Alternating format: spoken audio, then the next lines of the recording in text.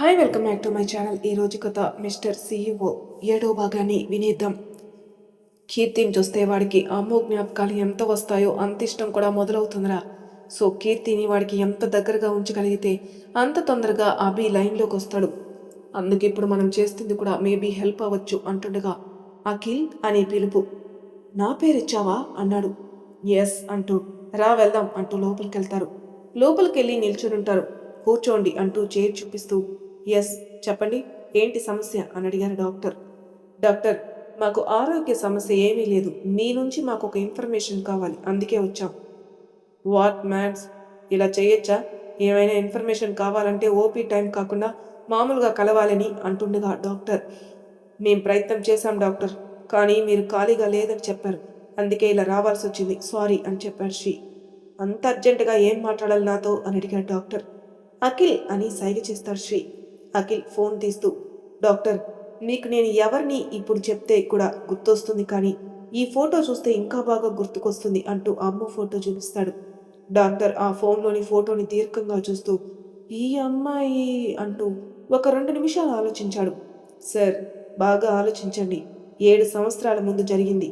ఈ అమ్మాయిని కూడా మీరు అంత ఈజీగా మర్చిపోలేరని చెప్పారు అని చెప్పాడు అఖిల్. ఎస్, నాకు గుర్తుంది, అఖిలాష అనే కదా అన్నాడు డాక్టర్. అవును సార్ అంటూ ఇద్దరు సంతోషంగా మొహం పెట్టారు. సరే, ఈ అమ్మాయి అప్పుడే చనిపోయిందిగా, మళ్ళీ ఏంటి ఈ అమ్మాయి కోసం వచ్చారు అంటాడు డాక్టర్.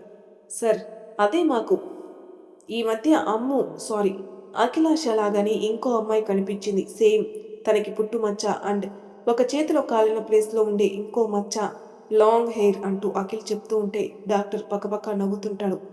ఇద్దరు డాక్టర్ని ఆశ్చర్యంగా చూస్తుంటారు, ఎందుకు ఇలా నవ్వుతున్నాడని. ఐఎమ్ సారీ అంటూ నవ్వుని కంట్రోల్ చేసుకుంటూ పక్కనే ఉన్న నీళ్ళని తాగుతాడు డాక్టర్. తర్వాత కొంచెం సీరియస్గా మొహం పెట్టి, మీ ఎమోషన్స్ చూసి నవ్వలేదు, మీ అమాయకత్వాన్ని చూసి నవ్వాను, really sorry. It's okay sir, but ఒకటి గుర్తుపెట్టుకోండి, మీ అఖిలాష ఈజ్ నో మోర్. తను ఆ రోజే తన ప్రాణాలను విడిచింది, దిస్ ఈజ్ కన్ఫర్మ్. మేబీ ఏదో చిన్న పోలికలతో మీకు వేరే అమ్మాయి కనిపించుంటుంది అంతే అన్నాడు డాక్టర్ చాలా కన్ఫామ్గా. కానీ డాక్టర్ అంటూ అఖిల్ ఏదో చెప్పబోతుంటే, మీరు తన అన్నయ్యనే కదా అన్నాడు డాక్టర్. ఎస్ అన్నాడు అఖిల్. అయితే మీకు నేను ఇంతగా చెప్పాల్సిన అవసరం లేదు, మీకే తెలుసు తను ఎలా చనిపోయిందని. ఐ థింక్ మీరు ఇప్పుడు నన్ను బాగా అర్థం చేసుకుని ఉంటారు, నేను ఎందుకు ఇంత ప్రెస్ చేసి ఈ విషయాన్ని చెప్తున్నానని. ఓకే అఖిల్ అన్నాడు డాక్టర్. యా, ఐ కెన్ అంటూ కళ్ళ నిండా నీళ్ళతో, సారీ డాక్టర్, మళ్ళీ మిమ్మల్ని ఇబ్బంది పెట్టాం అంటూ శ్రీరా వెళ్దాం అంటూ లేచి, సారీ ఫర్ డిస్టర్బెన్స్ డాక్టర్ అంటాడు Akhil. It's okay Akhil, stay strong అన్నాడు డాక్టర్. యా థ్యాంక్ యూ అని చెప్పి బయటకు వచ్చేస్తాడు అఖిల్. శ్రీకి వాళ్ళిద్దరూ ఏం మాట్లాడుకున్నారో అస్సలు అర్థం కాలేదు, కానీ కీర్తి అమ్మో కాదు, అమ్మో చనిపోయిందని బాగా అర్థం చేసుకున్నాడు. సారీ డాక్టర్ అని చెప్పి అఖిల్ వెనకాల శ్రీ కూడా వచ్చేస్తాడు. అఖిల్ ఫాస్ట్గా నడుచుకుంటూ ఒక చెట్టు దగ్గరకు వచ్చినాడు, ఏడుస్తూ అమ్మో జ్ఞాపకాలతో. శ్రీ వెనకాలే వచ్చి అఖిల్ అన్నాడు. అంతే, ఒక్కసారిగా అఖిల్ లేచి శ్రీని గట్టిగా హత్తుకుని ఏడవడం మొదలుపెట్టాడు. శ్రీకి ఏం అర్థం కావలేదు. టెండర్ వేయడానికి అబ్బాయి కీర్తి ఇద్దరు కలిసి ఒకే కారులో బయలుదేరారు. ఎప్పుడు పరా అమ్మాయిని కారులో ఎక్కించుకొని అబ్బాయి మొదటిసారి కీర్తి కూర్చునేసరికి కొంచెం డిస్కంఫర్ట్గా ఫీల్ అవుతుంటాడు. కానీ కీర్తి ఏమో అదేమి పట్టించుకోకుండా కొంచెంసేపు ఫైల్, ఇంకొంచెంసేపు బయట చూసుకుంటూ ఏం మాట్లాడకుండా ఉంటుంది. ఏంటి అసలు, ఒక బాస్ అనే మర్యాద కూడా లేకుండా అసలు నా వైపు కూడా చూడకుండా వస్తుంది, బాగా పొగరనుకుంటా అని మనసులో అనుకోగానే కీర్తి ఒక లుక్ ఇస్తుంది అబ్బాయికి. ఏంటి అంటాడు అబ్బాయి. ఇప్పుడు మీరేమైనా అన్నారా సార్? నేనా? లేదే అన్నాడు తడబడుతూ. సారీ సార్, నాకు ఏదో అన్నట్లుగా వినిపించింది. అదేం లేదు, ఏదో మాటలు కలపాలని అన్నావులే అన్నాడు అబ్బాయి. నన్నంత చీప్గా మాట్లాడకండి సార్ అంటుంది కీర్తి కోపంగా. ఇందులో చీప్ ఏముంది, జస్ట్ ఊరికే మాట్లాడడానికి కూడా మాటలు కలుపుతారు అన్నాడు అబ్బాయి. కానీ మీరు అనే తీరు వేరేగా ఉంది అని ఇంకో సైడ్ మూతి తిప్పుకుంటుంది కీర్తి. ఛే, అనవసరంగా హర్ట్ చేశాను, అయినా ఈ అమ్మాయికి నా మనసులో అనుకున్నది ఎలా వినిపించింది అని మనసులో అనుకుంటుండగా టెండర్ వేసే ఆఫీస్ వచ్చేసింది. ఇద్దరు దిగి వెళ్తుంటారు. మిగిలిన ఆఫీస్ వాళ్ళు కొంతమంది అబ్బాయిని పలకరిస్తూ కీర్తి గురించి కనుక్కుంటూ ఉంటే, కొంతమంది మాత్రం వచ్చాడు, ఇంకా మనకి టెండర్ వచ్చినట్లే అంటూ మాట్లాడుకుంటూ ఉన్నారు. అబ్బాయి కీర్తి కూర్చునున్నారు. అందరూ అప్పటికే వచ్చేయడం వల్ల ఒక్కొక్కరు టెండర్ గురించి ఎక్స్ప్లెయిన్ చేస్తూ ఉంటారు. అప్పుడే అభయ్కి కాల్ వస్తే బయటికి వెళ్ళి మాట్లాడుతూ ఉంటే, ఏఏ group of company please come on to the dais అని పిలుపు. కానీ అభయ్ సరిగ్గా వినిపించుకోలేదు. ఇక్కడ కీర్తి టెన్షన్ పడుతూ చూస్తూ ఉంది. మళ్ళీ అనౌన్స్ చేస్తుంటారు. మూడోసారి అనౌన్స్ చేస్తే బాగోదని files, laptop and pen drive అన్నీ తీసుకుని స్టేజ్ పైకి వెళ్తుంది. అందరికీ విష్ చేసి తనని ఇంట్రడక్షన్ చేసుకుని ప్రొజెక్టర్కి పెన్ డ్రైవ్ కనెక్ట్ చేసి ప్రాసెస్ మొదలు పెడుతుంది. అప్పటికే అభయ్ ఫోన్లోనే మాట్లాడుతూ ఉంటాడు. కీర్తి ఏమాత్రం బెదరకుండా, టెన్షన్ పడకుండా, ఎక్స్పీరియన్స్ ఉన్నట్లు ఈజీగా ఎక్స్ప్లెయిన్ చేస్తూ ఉంటుంది. అందరూ మెచ్చుకోలేక ఉండలేకపోయారు. ఇంకో 5 నిమిషాల్లో కంప్లీట్ అవుతుంది అనగా ఫోన్ మాట్లాడుతున్న అభయ్తో, హలో సార్, మీ పిఎస్ సూపర్గా ప్రాజెక్ట్ ఎక్స్ప్లెయిన్ చేస్తుంది, కంగ్రాట్స్, మీకే వచ్చేలా ఉంది టెండర్ అని చేతులు చాపి నవ్వుతూ చూస్తూ ఉంటే, వాట్, కీర్తి ఎక్స్ప్లెయిన్ చేస్తుందా అని కాల్ కట్ చేసి టెన్షన్గా లోపలికి వెళ్తాడు. అప్పటికే కీర్తి ఎక్స్ప్లెయిన్ చేస్తుండడంతో ఈడియట్ అని అనుకుంటూ వెళ్ళాలనుకునే లోపే కీర్తి ఎక్స్ప్లెనేషన్ విని అలాగే చూస్తూ ఉండిపోతాడు. అడుగులు ముందుకు కదలవు. ఆశ్చర్యంతో కళ్ళు పెద్దవి చేసి చూస్తుంటాడు. అప్పటికే కీర్తి ప్రాసెస్ మొత్తం కంప్లీట్ చేసేసి thank you for giving this opportunity అని స్టేజ్ పైన చెప్తూ ఉండగానే అందరూ లేచి claps కొడుతుంటారు.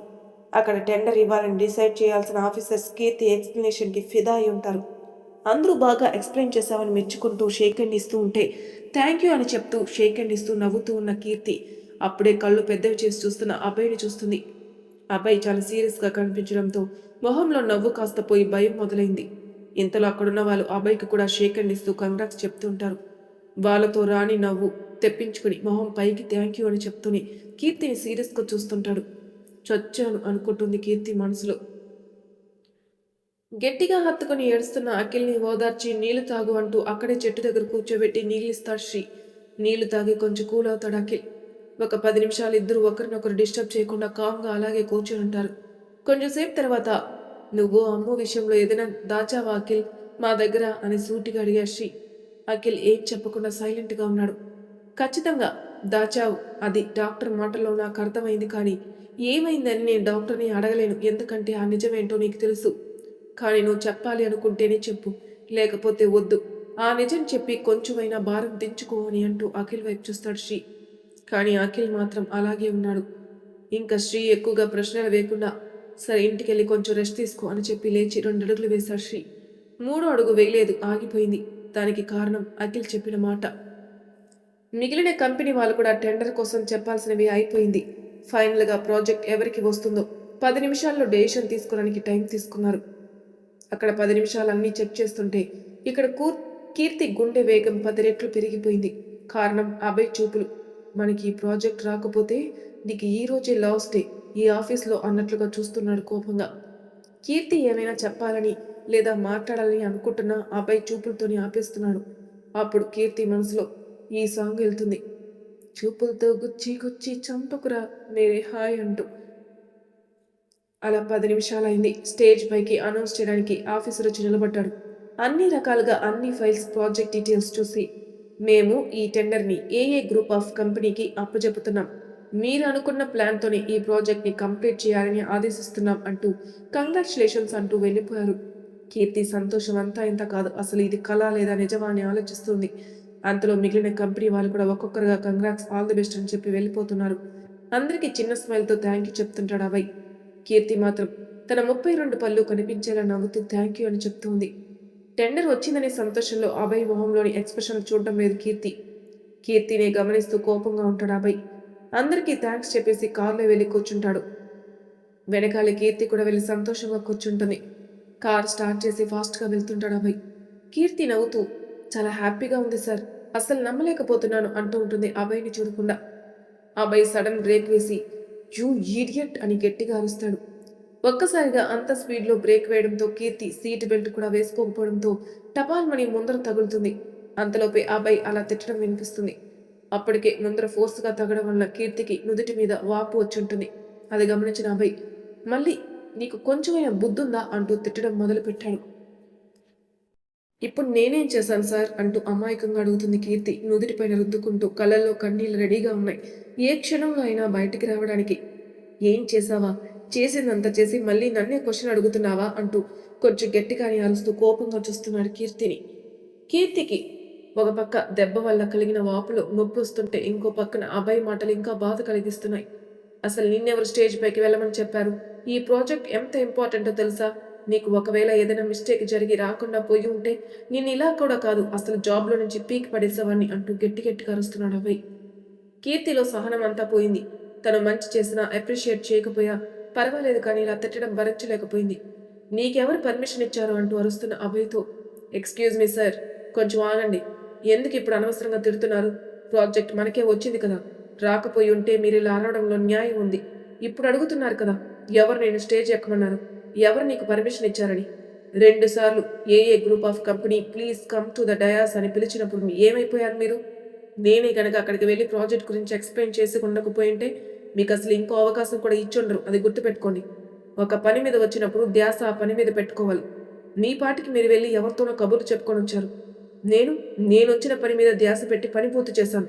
This is Keerthi and ఈ ప్రాజెక్ట్ ఎక్స్ప్లెయిన్ చేయడానికి స్టేజ్ ఎక్కేటప్పుడే నేను నిర్ణయం తీసుకున్నాను. ఈ ప్రాజెక్ట్ మనకి వస్తే ఆఫీస్లో కంటిన్యూ అవ్వాలని, లేదా నేనే రిజైన్ చేసి వెళ్ళిపోవాలని. మీ కింద పని చేస్తున్నాం కదా అని మేము చేసే మంచిని కూడా తప్పుగా అనుకోకండి అని వస్తున్న కన్నీళ్ళని ఆపుకుంటూ కోపంగా కారు దిగి నడుస్తూ వెళ్తున్న కీర్తిని అలాగే చూస్తూ ఉండిపోయాడు అభయ్. కీర్తి ఏడుస్తూ ఆఫీస్కి వెళ్లే మూడు లేక మురుగన్కి కాల్ చేసి ఇంటికి వెళ్తున్నానని చెప్పి వెళ్ళిపోతుంది. ఏమైంది కీర్తి అని అడుగుతున్నా, ఇప్పుడు ఏమీ అడగండి సార్ అని కాల్ కట్ చేస్తుంది కీర్తి. ఎంత పొగరు, ప్రాజెక్ట్ వచ్చింది కాబట్టి ఇలా మాట్లాడుతుంది, లేదంటే ఎన్ని తిట్టినా నోరు మూసుకుని ఉంటుంది అని కార్ స్టార్ట్ చేసి ఆఫీస్కి వెళ్తూ కీర్తి మాటలు తన కళ్ళలో కనిపించిన కన్నీళ్లు గుర్తుకొస్తుంటే అభయ్కి డిస్టర్బ్గా ఉండి కారు ఒక ప్లేస్లో సైడ్లో ఆపేస్తాడు. అఖిల్ చెప్పిన మాటలు విని శ్రీ అడుగులు ఆగాయి. వెనక్కి తిరిగి, ఏం చెప్పావు అఖిల్ అని అడిగాడు శ్రీ. ఎవరి దగ్గర చెప్పని నిజం నాకు, డాక్టర్కి, చనిపోయిన అమ్ము అండ్ మా నాన్నకి మాత్రమే తెలిసిన నిజం అన్నాడు అఖిల్. నేను నమ్మలేకపోతున్నాను అఖిల్, అసలు ఏం జరిగింది, ఇలా ఎలా జరిగింది? ఆ అబ్బాయి పుట్టినరోజుకి వచ్చాక అందరం చాలా సంతోషంగా గడుపుతున్నాం కదా. ఆ సమయంలో అమ్ము, మనం దాగుడు మూతలు ఆడుకుంటూ ఉన్నాం. అమ్ము ఎక్కడ దాక్కోవాలో తెలియక ఇంటి గేట్ దాటేసింది.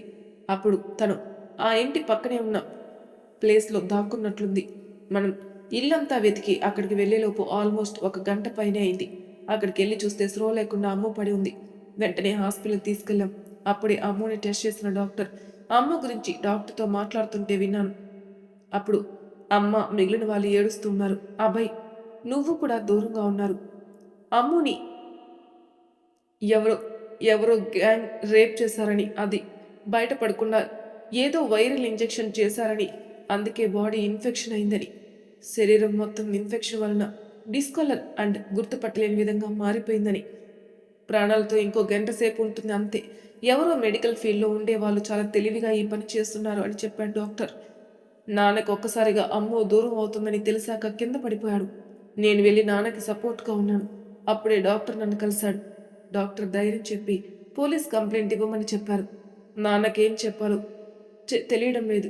నాన్ననే ఇలా అయిపోతే ఇంకా అమ్మ అబ్బాయిని తలుచుకుంటేనే చాలా భయం వేసింది నాకు. అందుకే అమ్ముకి ఇలా జరిగిందని వాళ్ళకి తెలియకూడదు ఎప్పటికీ అని నేనే డాక్టర్కి నచ్చజెప్పి ఈ విషయాన్ని పెద్దది చేయకుండా ఇన్ఫెక్షన్ వల్లనే చనిపోయిందని రిపోర్ట్ చేయమని అడిగాను. అందుకే డాక్టర్ అలాగే చెప్పాడు.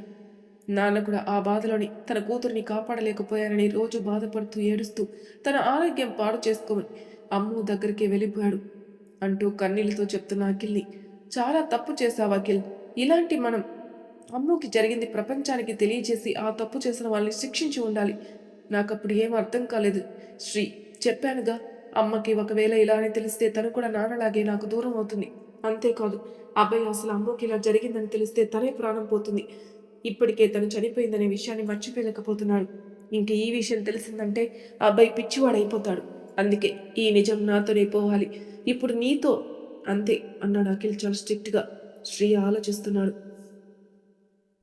మరి తర్వాయి భాగంలో ఏం జరుగుతుందో నెక్స్ట్ ఎపిసోడ్లో తెలుసుకుందాం. అంతవరకు నా ఛానల్ సబ్స్క్రైబ్ చేయని వాళ్ళు ప్లీజ్ సబ్స్క్రైబ్ చేసుకోండి. లైక్ చేసి షేర్ చేయండి. మీ అభిప్రాయాలు నాకు కామెంట్ రూపంలో తెలియజేయండి. Thank you for listening.